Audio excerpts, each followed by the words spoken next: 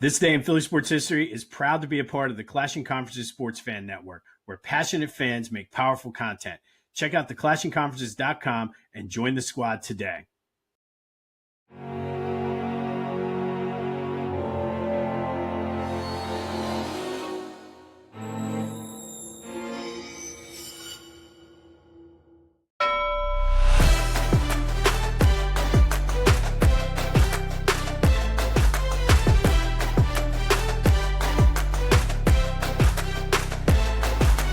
What's up, everyone? Welcome to This Day in Philly Sports History for August 19th, 2026. I'm your host, Jim Montgomery.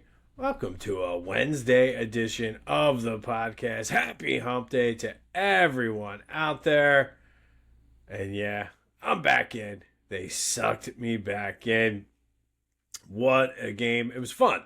And I think that's been what's been missing from this team. It was fun to watch. 4-run, 6th-inning rally. Picked up Zach Wheeler, who was not his normal sharp self. I don't think he necessarily pitched bad. But between he and Sanchez, they've not been their best. This is like the 4th or 5th straight start where Zach Wheeler has not been his best. But listen, they picked him up. Alec Boehm is red hot. Bryson Stott is red hot. There was some questionable plays in the field, but Stott has been outstanding at third base. Boehm made a hell of a play on the double play last night, killing a rally. So I'll take it. They look for the sweep today with Aaron Nola on the mound. Apparently there was like this big hitters meeting everybody's talking about. Kind of frustrating because, hey, they had a hitters meeting and all of a sudden, I talked about it yesterday, they're doing all these little things right. Bryce Harper walked again. I think I saw he has like 22 straight games where he's been on base. They're doing all these little things, and if it just took a meeting to kind of discuss that and realize like, hey, this is what we need to do, why the hell didn't you do it 4 years ago? Or why wait until now? Trying not to be negative today, though. I'm back on board. They look good. They look for the sweep today. Nola versus Alcantara. Going to be a tough one, but let's get that sweep, man. Let's get the sweep. And then, like I said, it's fun. That's the way it should be. We went through that stretch where I think I don't know if I said it on here or on one of my text threads where I said I hate this team. They weren't fun. Now, the past 2 weeks or so, they're actually fun to watch. I love it. Let's get that sweep today down in Miami. It seems like everybody else is cautiously optimistic. That was my takeaway yesterday from the question of the day where we did the vibe check. Everybody was like, I want to believe, but we know how this ends. And I agree, but I think in order to have fun with this season and just go all in, why not? Let's just enjoy it, and where it goes, it goes. And this is probably going to be the end of this core group's, the era of this core group, so to speak. Who knows if there's baseball? Let's enjoy the next 6 to 8 weeks and just have some fun. All right, Eagles up in New England today for their joint practice, the real preseason, if you will. Of course, there's the A.J. Brown backstory with this. But I think this is an important game for the first team offense and practice, I should say. First team offense and first team defense. I want to see New England's defense wasn't too shabby last year, so what can this offense do? Sean Mannion had mentioned possibly opening up the playbook a little bit. And then, of course, on defense, just want to see linebacker is going to be a competition. I feel like there's a lot, especially after the game and his play, a lot of people jumping on the Jeremiah Trotter bandwagon. So I'm anxious to see what happens and how Vic kind of rotates he and Jahad Campbell out. Obviously, the secondary is going to be huge. Everybody's talking about A.J. Brown. These guys are used to going up against him in practice. I think that's kind of the sub-story in this is the A.J. thing. Which, I mean, I absolutely get, but man, I'm like just so sick of hearing about the story. I'm so sick about living with the story. I don't care. I want to see what the Eagles do against a team that was in the Super Bowl last year. I think that is what's getting lost in this whole shuffle. And truthfully, I don't care about the wins and losses and this and that because they are going to be experimenting. They are going to try some different things. So I just want to, I'm more focused on the execution, not necessarily did they get the best of the Patriots defense, just how did the execution look? Did they do the little things right? Were they in the right position and things like that? And did it look clean? I think that was the one takeaway from as I kind of look back and rewatch some of the game. I think the execution of the setup and getting everybody in position wasn't bad. I mean, there were some pre-snap motions. They did some of the zone runs and things like that. They just didn't have the talent, I guess, against Baltimore to do it, which is another concerning thing, and we'll save that for the preseason game this weekend. But I want to make sure everybody's in the right place. Like, one of the biggest issues last year was the fact that they weren't getting the plays in on time. Like, are they at the line in enough time for Jalen to make his pre-snap reads? If you haven't seen it, it was a pretty cool video. They had a camera, I guess, on Jalen's helmet, and they showed him coming up to the line, plenty of time, surveying the defense, looking back, and made a nice throw over the middle to Dallas Goedert for a touchdown. So that's the kind of things I'm hoping that gets reported out, not the A.J. Brown, this, that, or the other. Like that, I want to see. Like, I'll be looking a lot at the true beat reporters, not the 94 WIP beat reporters, if you know what I mean. But with that being said, Kyle and I will be back tomorrow with a new Brotherly Birds breakdown, so stay tuned for that, where we'll break down the first 2 days of the joint practices, or the only 2 days, and get you ready for the preseason game this Saturday. Little League World Series kicks off today. Eastside in Westchester has a first-round bye, and they will play their first game on Friday, so looking forward to that. Always one of my favorite times of the year. Union are in action tonight. They welcome Messi and enter Miami to Subaru Park. They will be showing off their new kits, the Philly-inspired kits, and they look awesome. If you haven't seen them yet, go look up the new Union kits. They're pretty cool. Like, I would actually, not much of a soccer kit guy, but I think I'd wear one of them. But always fun when Messi comes to town. He's making his first return since bereavement, mourning the loss of his father. So Union, enter Miami. Messi returns to Philly tonight. So we're looking forward to that. Yesterday's trivia question. Mike Schmidt is the Phillies' career leaders in game with 2,404. I thought it was Jimmy Rollins. I came up with this question. I was like, oh, I thought everybody was going to guess Mike Schmidt. But everybody guessed Jimmy Rollins. There are a lot of people thinking the same way as I am. But Schmidt played in like 300 some more games than Jimmy. Be sure to follow me on all my social media platforms at Philly Jimbo, the YouTube channel at Philly Jimbo as well. I mentioned the Brotherly Birds breakdown, and a little programming note. Stay tuned for information about the Philly Hall. I have a meeting tonight. Going to be meeting with some people on Saturday as well, kind of kicking into gear, getting ready for the Philadelphia Sports Hall of Fame induction ceremony, which takes place this November. Looking forward to getting back and doing that with Steve. All right. It is Wednesday. Time for a little What If Wednesday, brought to you by Lotwin. Go to Lotwin.com for your 3D custom hype chains. These things are great for fantasy football and youth sports. Go. They'll work with you. Make sure you get your design. Don't put your school logo, whatever you need. So go to Lotwin.com. Use the promo code TCCPOD to take 10% off of your order. All right, we're sticking with an Eagles theme as we get ready for the Eagles season here. And last week we talked about the Jalen Reagor, Justin Jefferson. If Howie had made the drafted Jefferson instead of Reagor. Today we're going to go back a little bit further with Howie. And Howie sort of became Howie in the 2016 draft. He was able to move on and kind of clean up some of Chip Kelly's mess. He was able to move up from 13 to 8, and then ultimately 8 to number 2 in order to draft Carson Wentz. And it really changed the direction of the franchise, helped them get the Super Bowl in 2017. But what if those moves didn't work out? What if, I guess both of those moves were dependent on each other?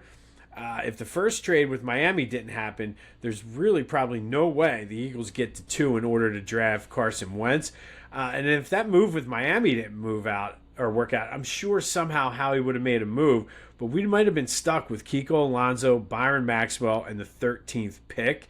And if they stay at 13, probably, I don't know if we get Jordan Mailata, because Laramie Tunsil was there, and they probably would have jumped all over the opportunity to draft a stud lineman like that. But let's say that move did work out, and Cleveland then didn't budge on the 8th, moving down to 8 to give up the second pick. They still could have moved up or down in that draft. Howie could have gotten his draft capital or taken a player, but we don't get Wentz.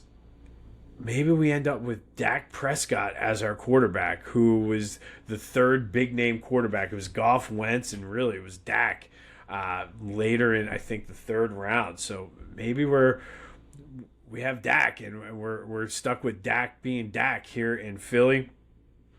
So maybe they take Dak and then load up on the defense, something the Cowboys haven't done really until this year. Maybe they don't take Dak. Maybe we're stuck with Sam Bradford as quarterback.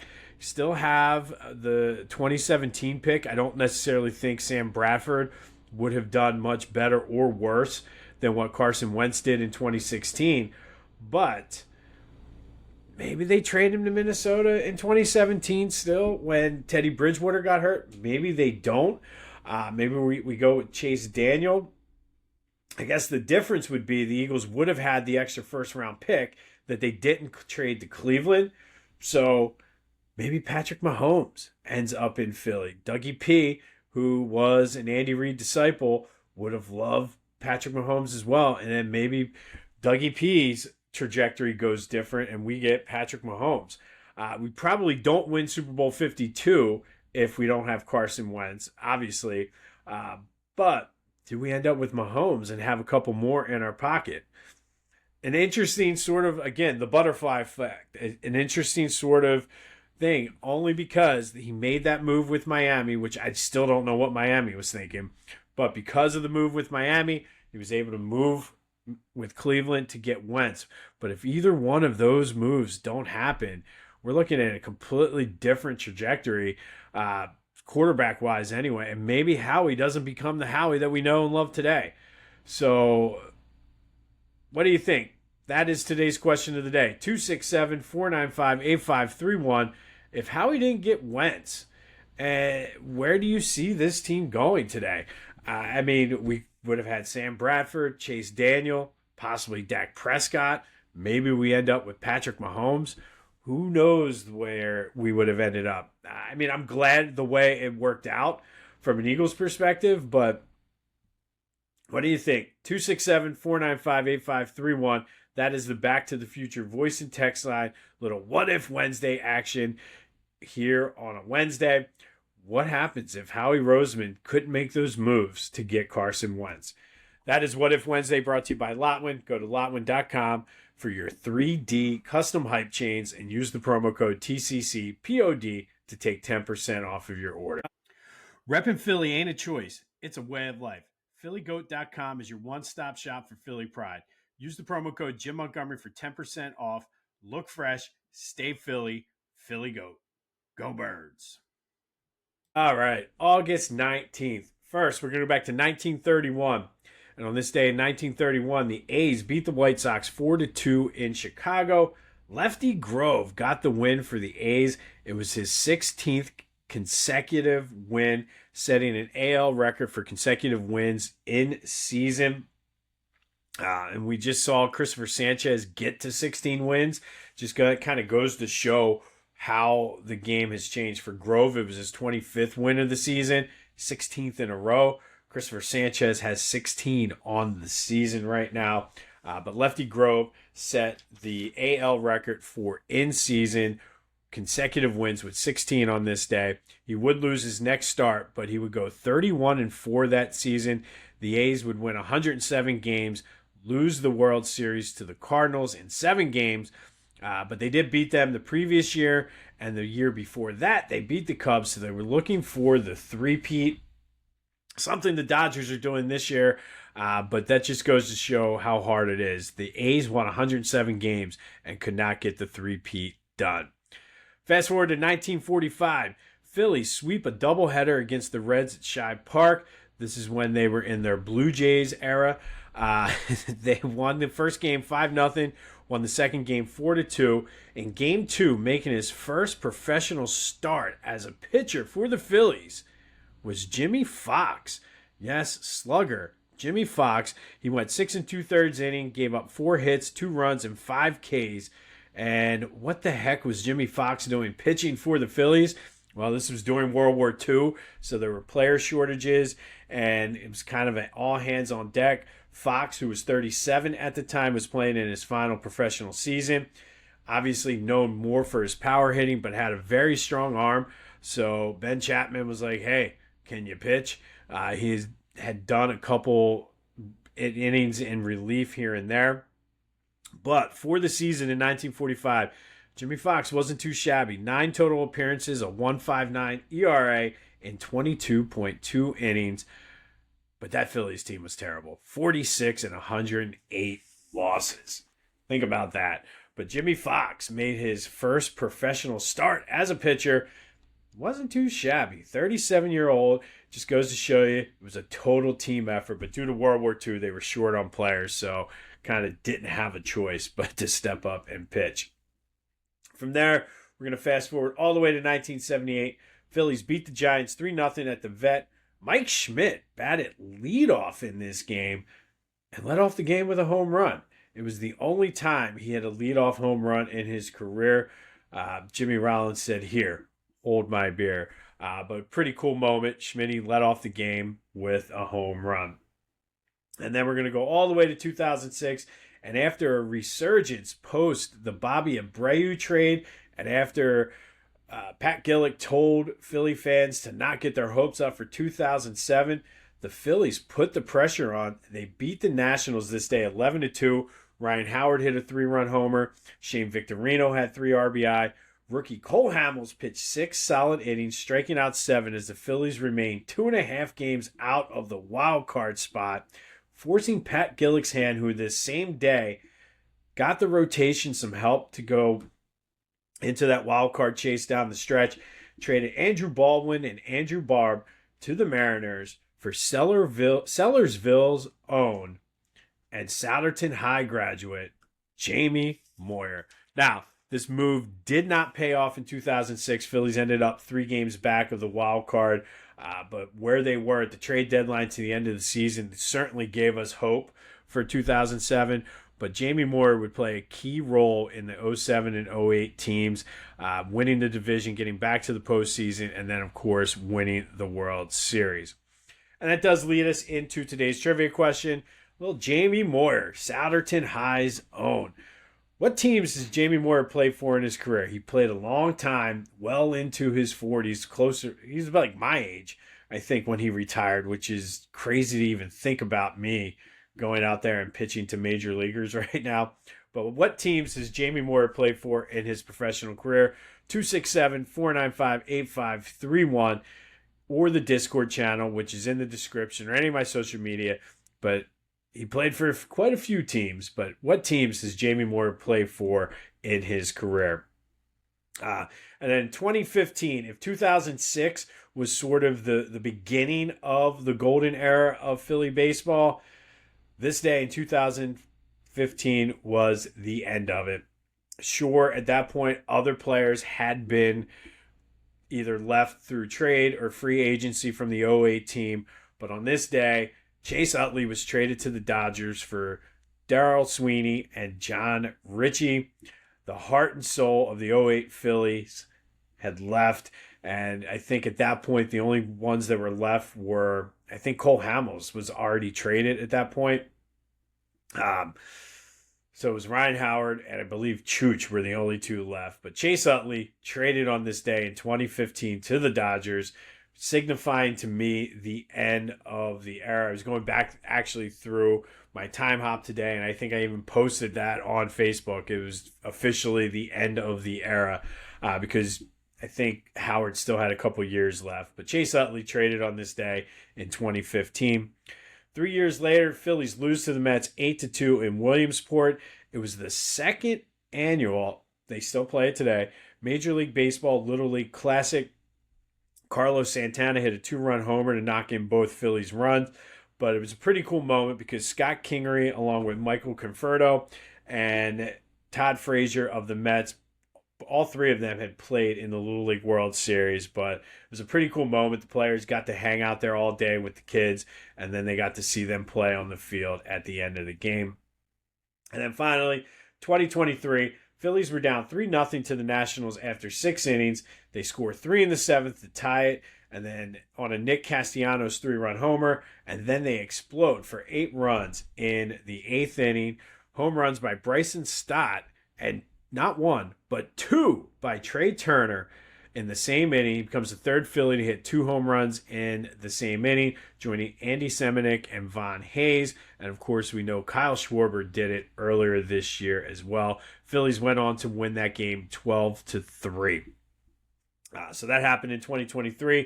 2018, Phillies play the Little League Classic up in Williamsport, losing to the Mets 8-2. 2015, the end of the era. Chase Utley traded to the Dodgers on this day. The beginning of the era, I guess, happened on the same day in 2006. My camera there, I'm just going to go rogue, go on old school. Don't know what happened. We're all good. But the beginning of the era, oh man, it's like such a close-up now. Listen, this is what happens when you record live. Don't have a producer. Baba Booey. But Phillies trade for Jamie Moyer on this day in 2006. 1945, Jimmy Fox made his pitching debut for the Phillies due to player shortages due to World War II. And Lefty Grove set the American League record, or tied the American League record with his 16th consecutive win as the A's beat the White Sox 4-2. Let me know your thoughts on What If Wednesday. What happens if Howie Roseman doesn't pull a Howie Roseman move and get the number 2 pick in the 2016 draft? Where do the Eagles end up? Who do they have as quarterback? Who knows?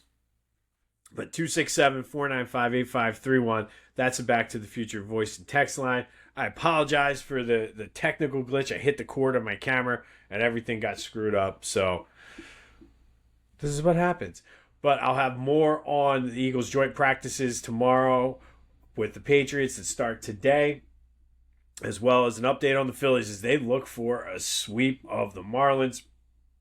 This has been This Day in Philly Sports History for August 19th, 2026. My name is Jim Montgomery. Go have yourselves a hump day. And until next time, I'll see you when I see you.